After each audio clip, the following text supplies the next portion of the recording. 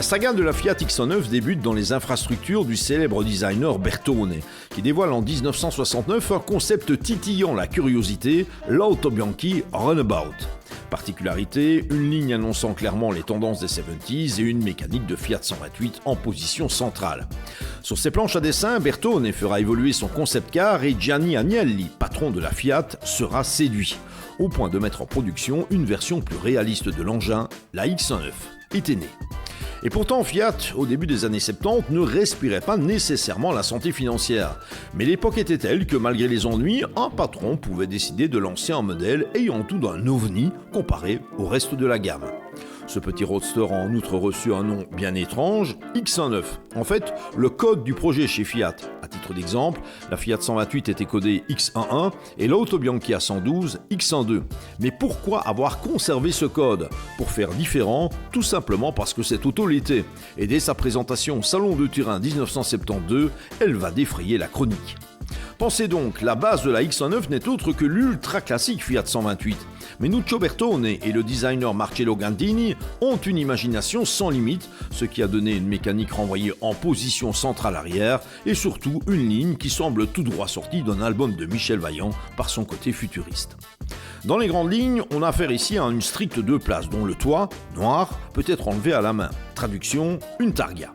Si la ligne détonne, sous le capot c'est assez modeste, avec un 1300 cm3 de 75 chevaux qui laissera sa place en 1978 à un 1500 cm3 de 85 chevaux. Des puissances encore revues à la baisse sur le marché américain en raison des restrictions locales, ce qui n'empêchera nullement la X109 de connaître un succès exceptionnel au pays de l'oncle Sam, où son allure était radicalement différente de celle des productions locales. Les Américains ont même été jusqu'à l'appeler Baby Ferrari. Dans les années 80, c'est d'ailleurs aux USA que sera vendue la grande majorité des X109. L'habitacle est forcément restreint avec 2 sièges sport à appui-tête incorporés. Quant à la planche de bord, elle est traditionnelle avec des interrupteurs bien connus chez Fiat. Derrière le conducteur, on trouve une petite lunette, le moteur en position transversale avec boîte à 4 puis 5 rapports, mais aussi un 3e volume sous la forme d'un petit coffre. Ajouté à l'espace de rangement à l'avant de la voiture, on se retrouve en fait avec une auto de taille réduite, certes, mais qui permet d'embarquer pas mal de choses.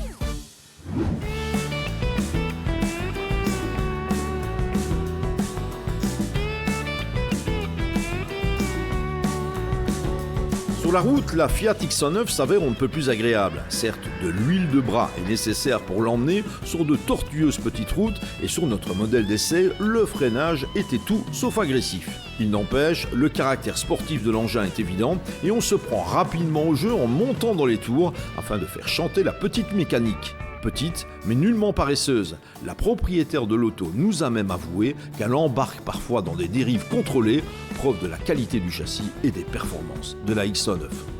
Aujourd'hui encore, cette Fiat d'un genre différent fait tourner les têtes, comptant parmi les autos que tout quinquagénaire ou sexagénaire a forcément connu sur les routes, et jamais oublié, dès l'instant où sa ligne est tellement différente de toutes les autres.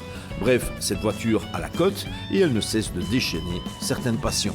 La fin de carrière de la X109 est tout aussi improbable que son concept. En 1982, Fiat décidait en effet que le jeu avait assez duré, d'autant qu'une certaine Uno réclamait de la place sur les lignes de production. De quoi sans doute choquer Bertone, qui a récupéré le modèle, en fait son modèle, pour en poursuivre la production. La Fiat X109 est donc devenue Bertone X109, se voulant plus classe, multipliant les séries spéciales et poursuivant son existence jusqu'à la fin des années 80 avec une version grande finale, soit 17 ans après son apparition turinoise. Au total, version Fiat et Bertone confondues, ce sont près de 175 000 X109 qui ont été vendus. Pas mal du tout pour un ovni.